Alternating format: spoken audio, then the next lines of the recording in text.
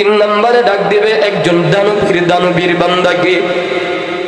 দানবীর বান্দাকে ডাক দিয়ে বলবে, রে দানবীর, দুনিয়াতে আমি তোরে কত আমার রিজিক সম্পদ আমি তোরে দিলাম, দুনিয়াতে আমি তোরে কত ধন দৌলত সম্পত্তির মালিক বানাইলাম, বল রে গোলাম, বল বল আমার এই নিয়ামত সম্পত্তি পাওয়ার পরে আমার জন্য কি করেছো, কতটুকু আমার জন্য আমল করেছো? ওই বান্দা বলবে, দানবীর বলবে, আল্লাহ, দুনিয়াতে আমি তোমারই নিয়ামত ভোগ করেছি ঠিক মালিক, তবে তোমারই নিয়ামত পাওয়ার পরে কি করেছে জানো? আল্লাহ, আমি সিলায়ে রহম আত্মীয়তার বন্ধন হক আমি আদায় করেছি, দুনিয়ার হক আমি আদায় করেছি, আল্লাহ আমি পাড়া প্রতিবেশীর হক আমি আদায় করেছি। আল্লাহ, এমন কোন খাত নাই যেই খাতে দান করলে তুমি সন্তুষ্ট হতো না। আল্লাহ, আমি মাদ্রাসায় দান করেছি, মসজিদে দান করেছি, আল্লাহ আমি মাহফিলে দান করেছি, আল্লাহ আমি জনগণের কল্যাণে ব্যয় করেছি, আল্লাহ আমি ইয়াতীমের পিছনে দান করেছি, মিসকিনের পিছনে দান করেছি, অসহায় মানুষের পিছনে ব্যয় করেছি, জনগণের কল্যাণে ব্যয় করেছি, সমাজের সংস্কারে আমি ব্যয় করেছি। আল্লাহ, আমি এমন কোন খাত নাই যেই খাতে দান করলে তুমি খুশি হইতা না। এমন প্রতিটা খাতে আমি আল্লাহ তোমার দেওয়া এই অর্থ সম্পদ আমি ব্যয় করেছি। আল্লাহ বলবে, গোলাম, কার জন্য করেছো, কার জন্য করেছো? বান্দা বলবে, লিল্লাহি রাব্বিল আলামিন, আল্লাহ আমি তোমার জন্য করলাম, তোমার জন্য করেছি। আল্লাহ বলবে, খবরদার বান্দা, মিথ্যা বলবি না, নিশ্চয়ই তুই আমার জন্য করস নাই, দুনিয়ার মানুষকে দেখাবার জন্য করেছ। যাও রে বান্দা, যাও যাও, দুনিয়ার মানুষ তোমাকে বড় দানবীর বলে ডাকতো, দুনিয়ার মানুষ তোমাকে বড় দানশীল বলে ডাকতো, বড় দানবীর বলে ডাকতো। এরে গোলাম, যাও যাও, তোর দুনিয়াতে নিয়তের উপরে বরকত দুনিয়ার মধ্যে পেয়ে গেছো। আমার দরবারে কিছু নাই, আমার দরবার থেকে হালাল। আল্লাহ তাআলা ফেরেশতাদেরকে বলবে, এই নাফরমানকেও উপর করে শোয়াইয়া টেনে টেনে হেচড়ায়া হেচড়ায়া জাহান্নামের আগুনের মধ্যে নিয়ে ফেলাও। ফেরেশতারা তখন ওই দানবীর দানশীল বান্দাকেও টেনে টেনে হেচড়ায়া হেচড়ায়া জাহান্নামের মধ্যে নিয়ে ফেলাবে। এই মুসলমান বন্ধুরা আমার, এ বনশ্রীর মুসলমান বন্ধুরা আমার, এক কথায় আল্লাহ তাআলা অনুরূপ ভাবে সব আবেদিনকে ডাক দিয়া বলবে, এরে গোলাম, নামাজ পড়েছো? বলে, হ্যাঁ মালিক নামাজ পড়লাম। রোজা করেছো? হ্যাঁ মালিক রোজা করলাম। হজ করেছো? বলে, হ্যাঁ মালিক হজ করলাম। যাকাত দিয়েছো? বলে, মালিক হ্যাঁ আমি যাকাত দিলাম। আল্লাহ তাআলা সব আবেদিনদেরকে যখন জিজ্ঞাসা করবে, সবাই একই উত্তর দিবে, আল্লাহ তোমার জন্য করলাম, তোমার জন্য করলাম, তোমার জন্য করলাম। কিন্তু যারা আল্লাহর জন্য করে নাই, এদেরকে আল্লাহ তাআলা ডাক দিয়ে বলবে, দুনিয়ার নিয়তের উপরে বরকত দুনিয়াতে পেয়ে গেছো, যাও যাও, আজকে চিরস্থায়ী জাহান্নামের মধ্যে তুই নিক্ষেপ হয়ে যা। এজন্য বন্ধুরা আমার, এ বনশ্রীর মুসলমান বাবারা আমার, একটু মুহাব্বতের সাথে জানতে চাই, আওয়াজ করে বলবেন, আপনার আমার ইবাদত হবে একমাত্র কার জন্য?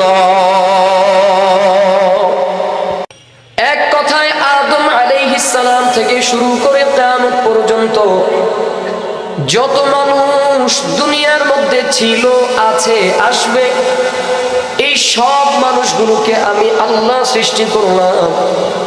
বলেন তো, আমাদের খালিক কে, মালিক কে, রাজ্জাক কে? এই সব কিছুর মালিক হলো একমাত্র আল্লাহ রব্বুল ইজ্জত জালাল। আল্লাহ পাক বলেন, আমি জীবিত এবং মৃতকে সৃষ্টি করলাম। বলে, কেন? আল্লাহ পাক বলেন, লিয়াবলুয়াকুম আইয়ুকুম আহসানু আমালা। আমি জীবিত এবং মৃতকে দুনিয়ার মধ্যে পাঠাইলাম। মুফাসসিরিনে কেরামগণ বলেন, আল্লাহ তাআলা আপনাকে আমাকে পাঠাইছেন পরীক্ষা করবেন। লিয়াবলুয়াকুম আইয়ুকুম, পরীক্ষা করার জন্য। পরীক্ষা কি পরীক্ষা? বলে, আহসানু আমালা, কার আমলটা কত বেশি সুন্দর, কার আমলটা কত বেশি ভালো, কার আমলটা কত বেশি চমৎকার, কার আমলটা কত বেশি উত্তম। আল্লাহ পাক রব্বুল আলামিন আপনাকে আমাকে এই ব্যাপারটাই পরীক্ষা করবেন, কার আমলটা কত বেশি সুন্দর। মনে রাখবেন, এই পরীক্ষা থেকে কেউ কিন্তু বাদ পড়বে না, কেউ না। লিয়াবলুয়াকুম আইয়ুকুম, এই পরীক্ষা থেকে আপনি আমি বাদ পড়ার কোনো সুযোগ নাই, কোনো সুযোগ নাই। রব্বুল ইজ্জত জালাল এই পরীক্ষাকে আরো মজবুত করে কুরআনুল কারীমের সূরা বাকারার মধ্যে বলেন, ওয়ালানাবলুওয়ান্নাকুম বিশাইইন মিনাল খাউফি ওয়াল জুউ ওয়া নাকসিম মিনাল আমওয়াল ওয়াল আনফুসি ওয়াস সামারাত ওয়া বাশশিরিস সাবিরিন। আল্লাহ পাক রব্বুল আলামিন বলেন, গোলাম আমি তোদেরকে পরীক্ষা করবই করব। এই পরীক্ষা থেকে কেউ বাদ পড়বা না, কেউ না। এই পরীক্ষা থেকে বাঁচার কোনো উপায় নাই, সবাইকে পরীক্ষার সম্মুখীন হওয়া লাগবে।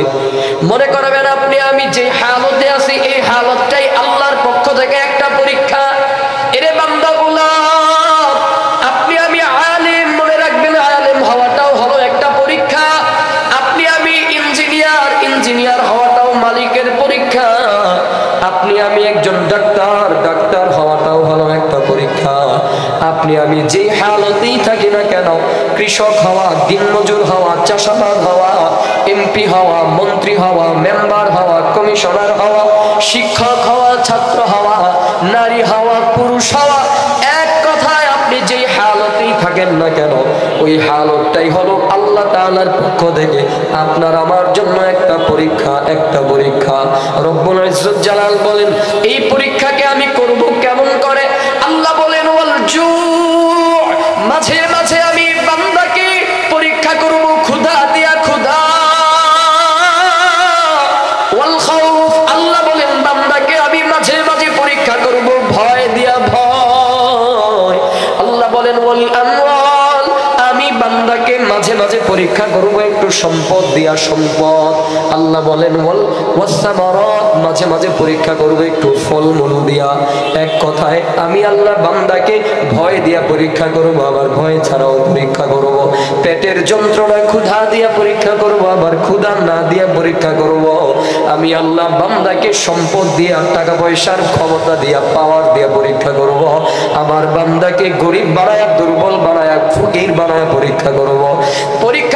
বান্দা যে হালতেই থাকুক না কেন, আমি আল্লাহকে মনে রাখি, আমি আল্লাহর আহকাম,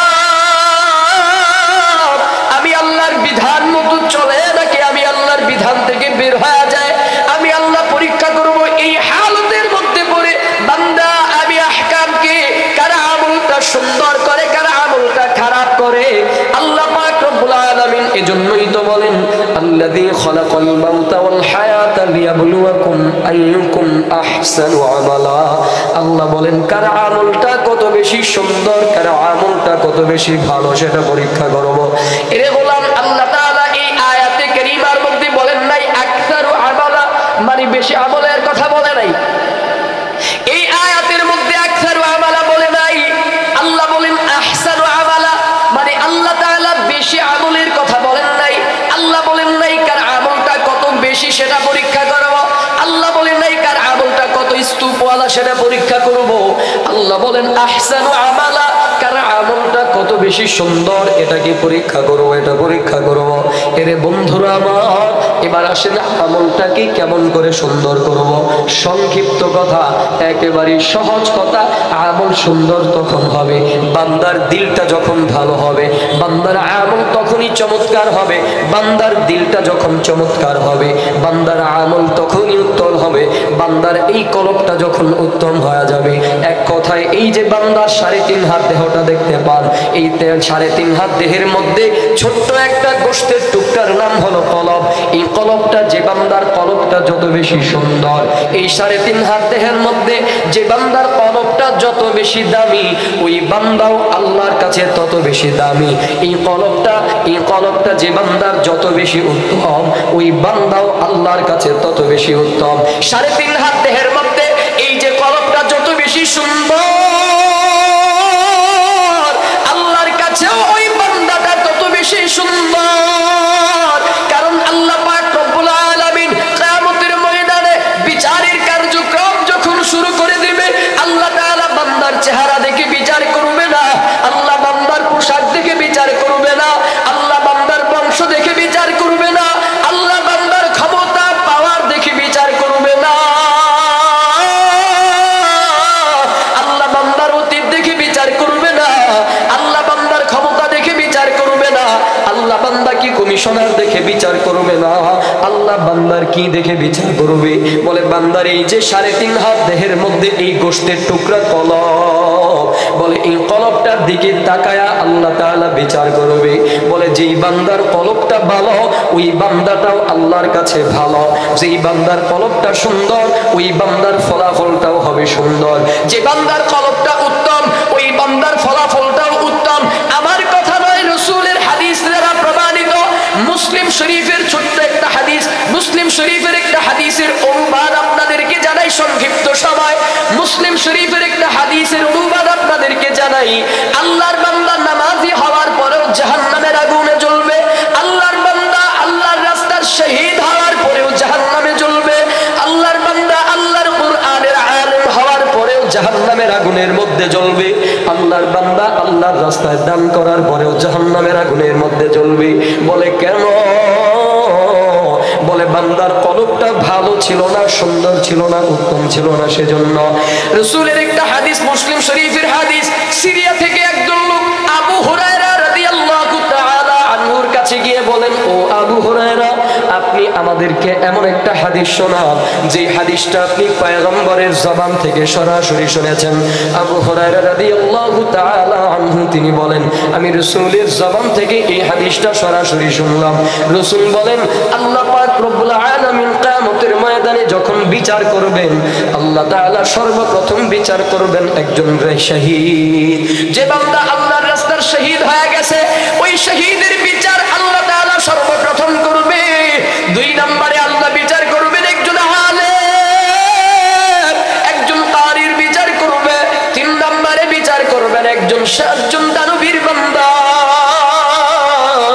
আল্লাহ তাআলা আল্লাহর রাস্তার শহীদ বান্দাকে ডাক দিয়া বলবে, রে শহীদ, দুনিয়াতে আমি তোরে কত শারীরিক সক্ষমতা, শারীরিক পাওয়ার তোরে দুনিয়াতে দিলাম, আমি তোরে কত শরীরের শক্তি দিলাম, ক্ষমতা দিলাম, বল গোলাম।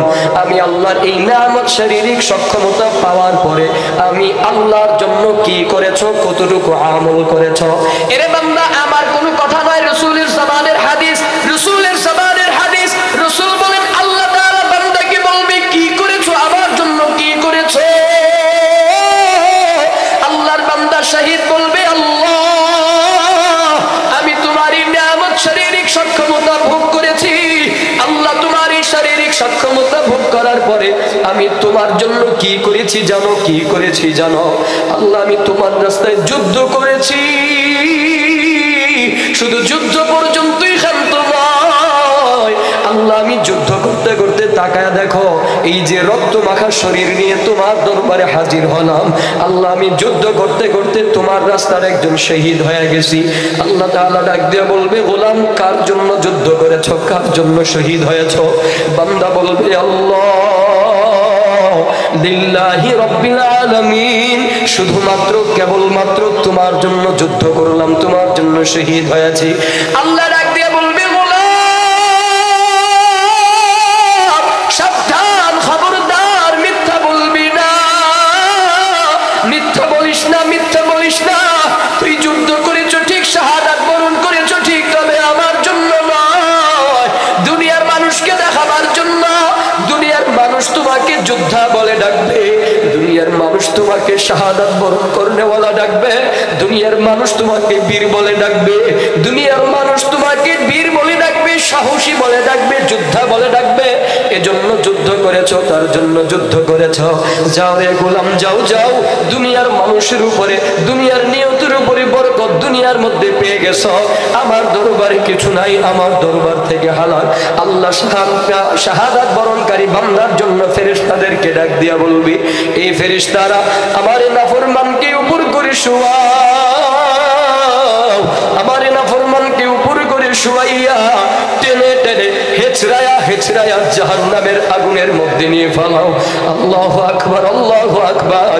ওই নাফরমান শাহাদাত বরণকারী বান্দাকে তখন উপর করে শোয়াইয়া টেনে টেনে হেচড়ায়া হেচড়ায়া জাহান্নামের আগুনের মধ্যে নিয়ে ফেলাবে।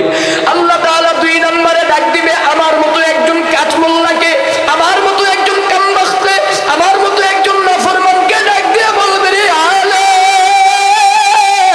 এ কারি, দুনিয়াতে তোরে আমি কত চমৎকার মধুর একটা কণ্ঠ দিলাম, দুনিয়াতে আমি তোরে কত আমার কোরআনের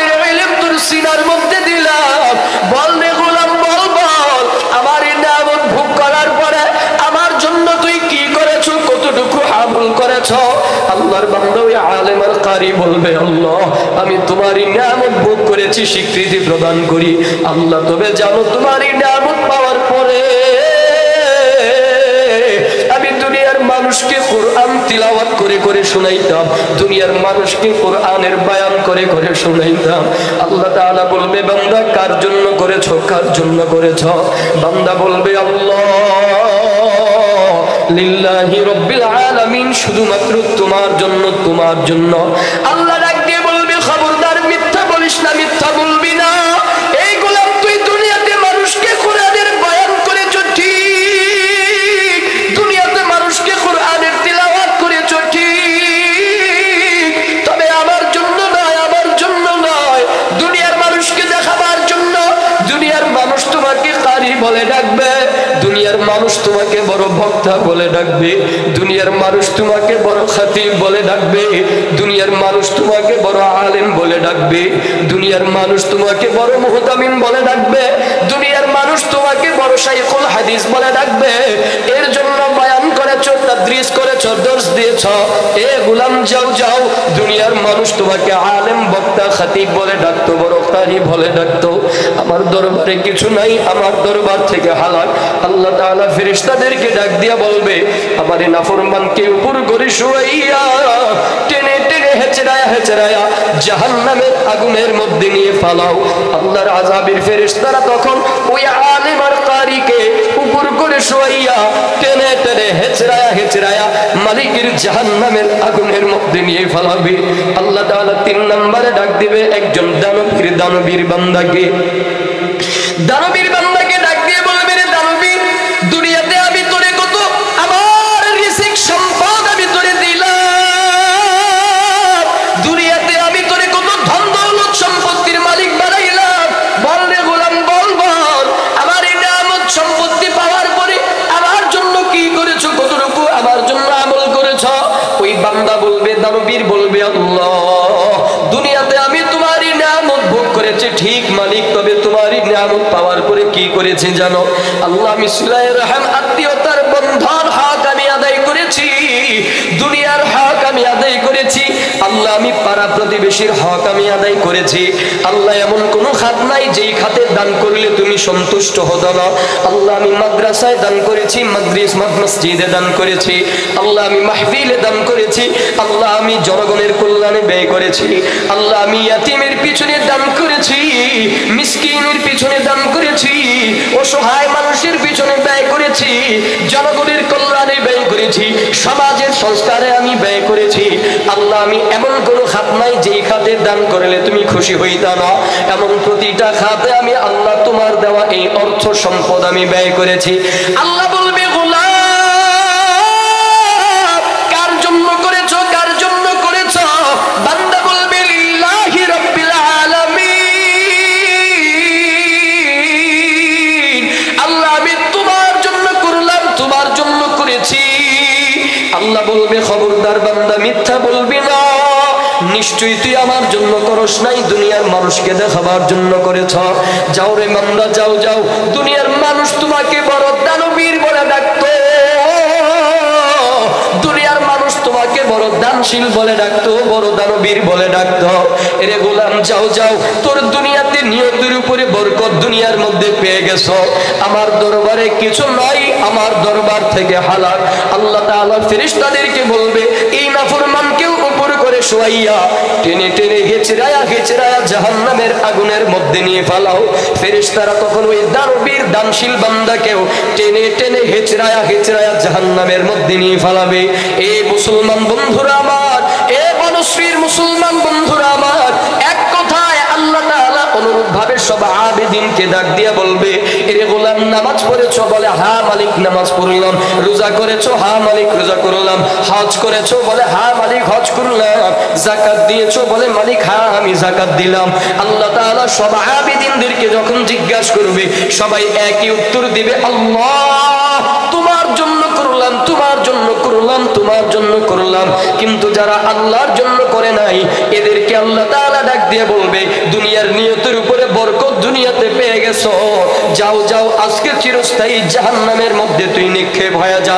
এজন্য বন্ধুরা আমার, এ বড়শ্রীর মুসলমান বাবারা আমার, একটু মুহাব্বতের সাথে জানতে চাই, আওয়াজ করে বলবেন, আপনার আমার ইবাদত হবে একমাত্র কার জন্য? রাজি আছেন ইনশাআল্লাহ? আর একটু মুহাব্বতে বলবেন, রাজি আছেন ইনশাআল্লাহ? তাহলে শেষ আলোচনা শেষ, ছোট্ট একটা সবক আপনাদের জন্য। আচ্ছা হাবিব ভাই, আর 5 মিনিট, তাহলে কষ্ট হবে না তো? তাহলে ছোট্ট একটা আমল আপনাদের জন্য আগে দিই। তাহলে ছোট্ট একটা আমল, চলে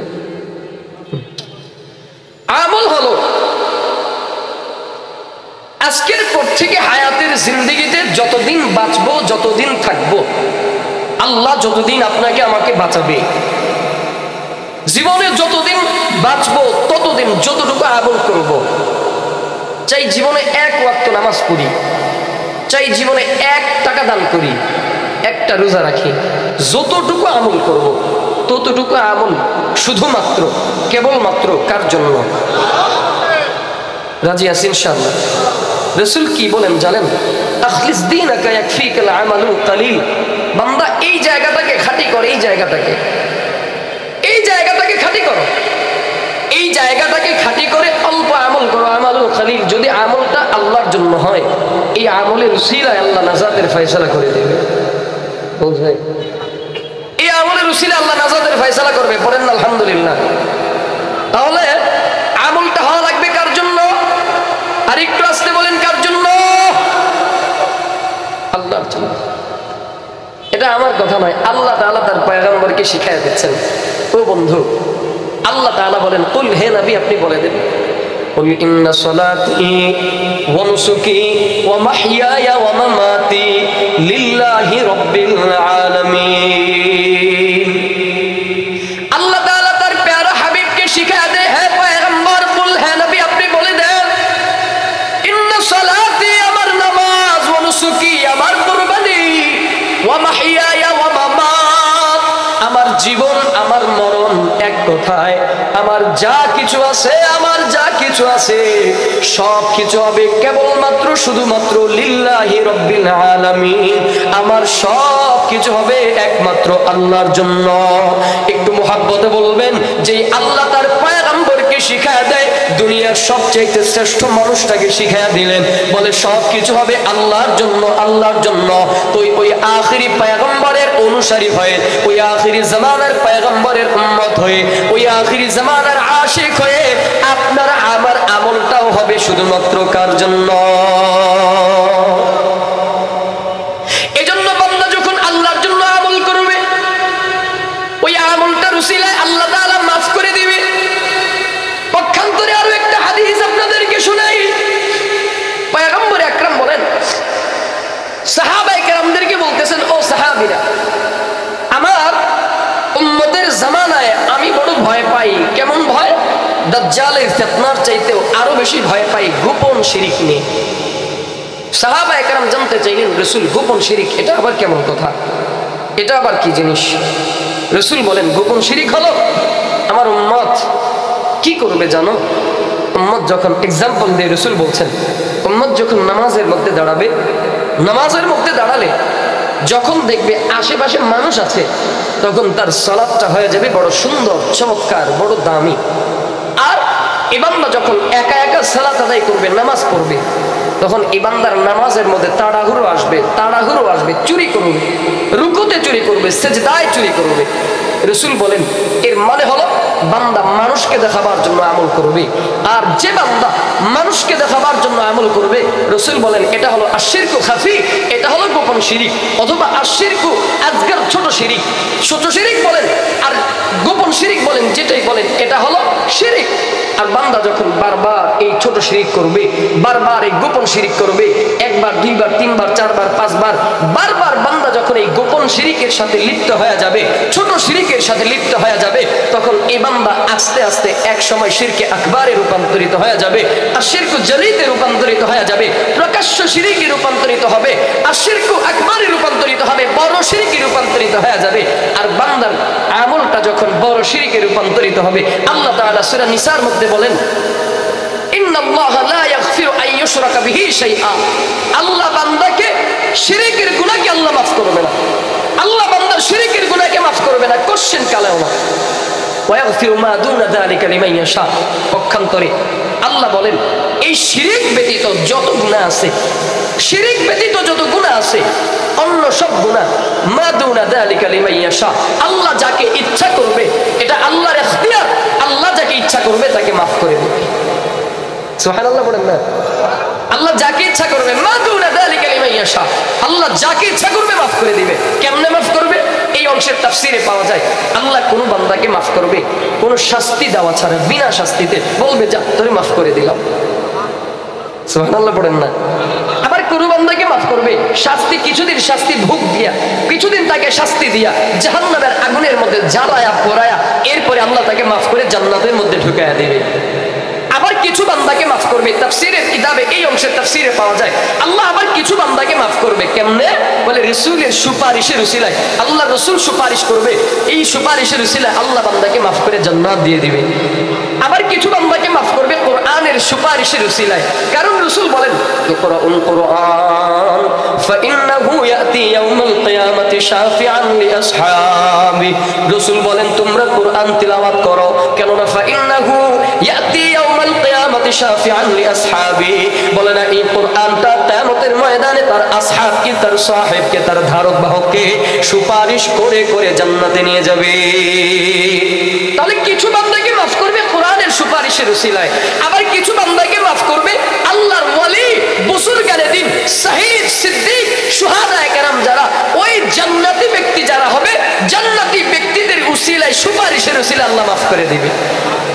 আর পক্ষান্তরে লা ইয়াগফিরু আন ইউশরাকা বিহি শাইআ, যারা শিরিক করবে, শিরিক করবে, শিরিক করবে, শিরিকের গুনাহ নিয়ে যারা কবরের মধ্যে যাবে, আল্লাহ তাআলা বলেন কোশ্চিন কালেও এদেরকে মাফ করা হবে না, বিনা হিসাবে এদেরকে জাহান্নামের মধ্যে দেওয়া হবে। তাহলে বলেন আমরা দুনিয়াতে যতদিন বাঁচবো আমল করব কার জন্য?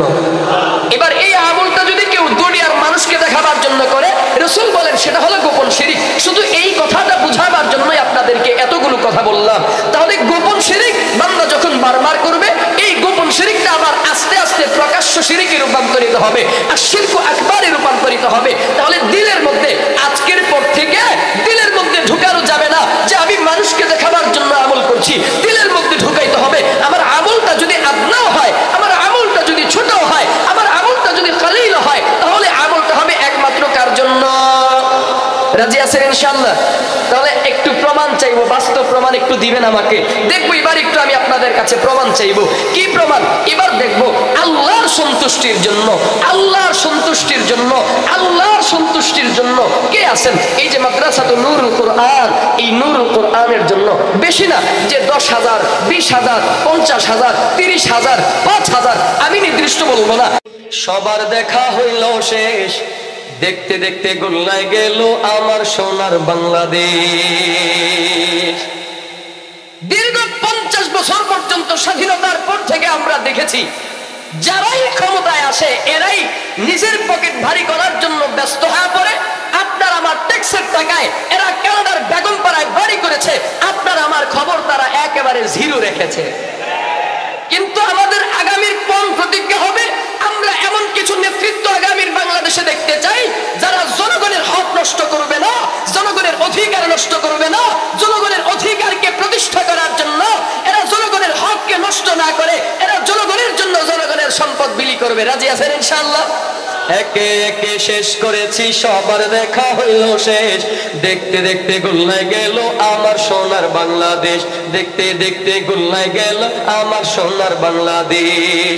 স্বাধীনতার বয়স বেড়ে এত বছর পেরুলাম, নেতারা তো সবই পেল, আমরা বলো কি পেলাম?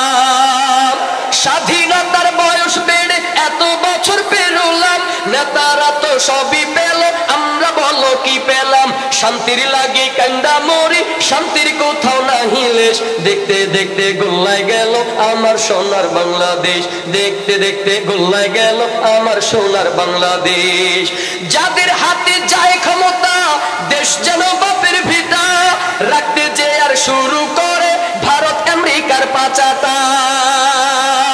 যাদের হাতে যায় ক্ষমতা, দেশ যেন বাপের ভিটা, রাখতে যে আর শুরু করে বিদেশিদের পাচাটা। বিদেশিদের কথা মতো চালায় তারা নিজের দেশ, দেখতে দেখতে গোল্লায় গেল আমার সোনার বাংলাদেশ, দেখতে দেখতে গোল্লায় গেল আমার সোনার বাংলাদেশ। কেউ দিল না সবাই নিল, আমরা যে কলুর বলো, সারা বছর নেয় না খবর, নির্বাচন এলে ধূপ ধর।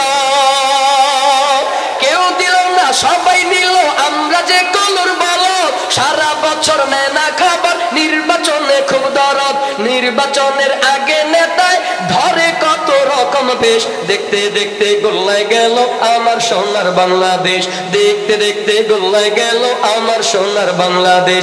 একে একে শেষ করেছি, সবার দেখা হইল শেষ, দেখতে দেখতে গোল্লায় গেল আমার সোনার বাংলাদেশ। 2024-এর স্বাধীনতার পরে আমাদের একটাই পণ প্রতিজ্ঞা হবে, আগামীর বাংলাদেশকে আমরা বানাবো ইসলামের বাংলাদেশ, আগামীর বাংলাদেশকে আমরা বানাবো কোরআনের বাংলাদেশ, আগামীর বাংলাদেশকে আমরা বানাবো ইসলামের বাংলাদেশ। ইসলামের বাংলাদেশ, কোরআনের বাংলাদেশ বানাইতে গিয়া আমরা যদি আমাদের বুকের তাজা রক্ত আবারও ঢালতে হয়, কারা কারা ইসলামের জন্য, কোরআনের জন্য রক্ত দিতে তৈরি আছো? দুইটা হাত আমার আল্লাহকে তুলে দেখা দাও।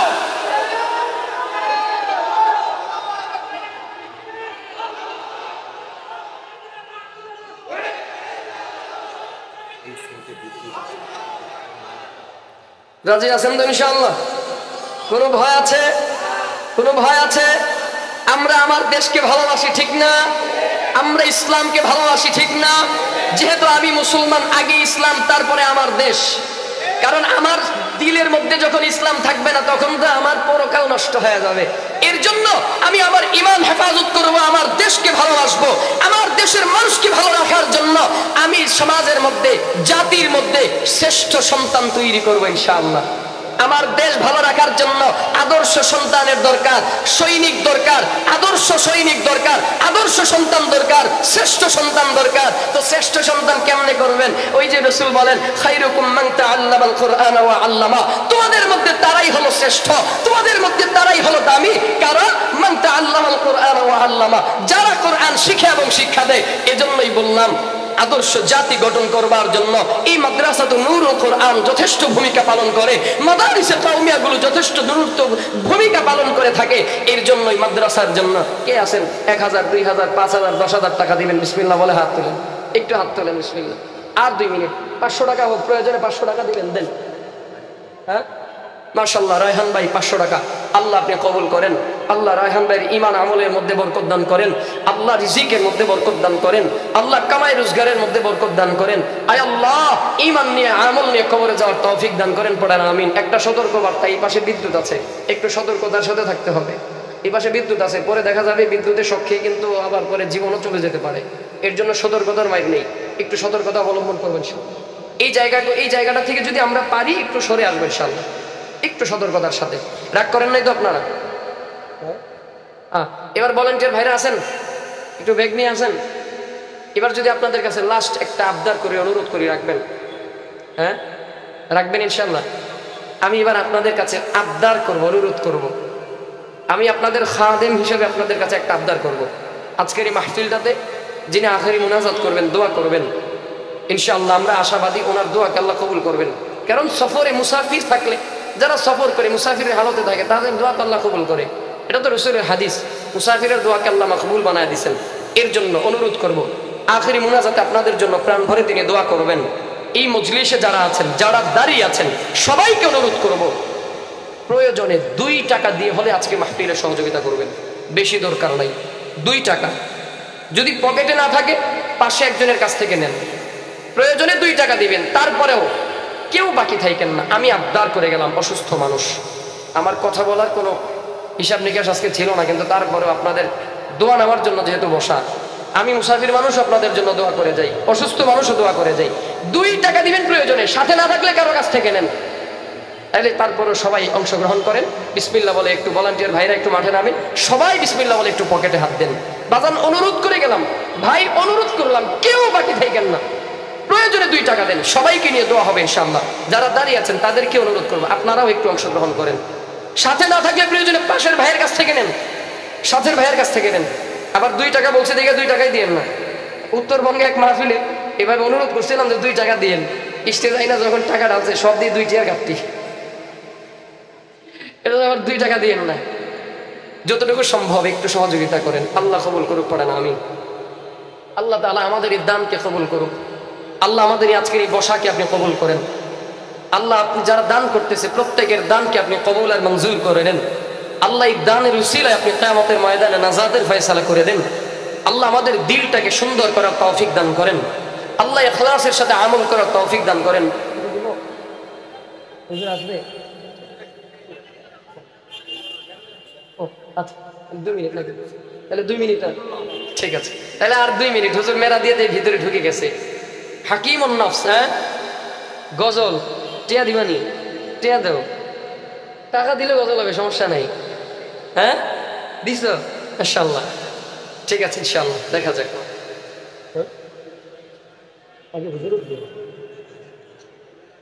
এই আরেকটা সুসংবাদ শোনেন। সুসংবাদ হলো আমাদের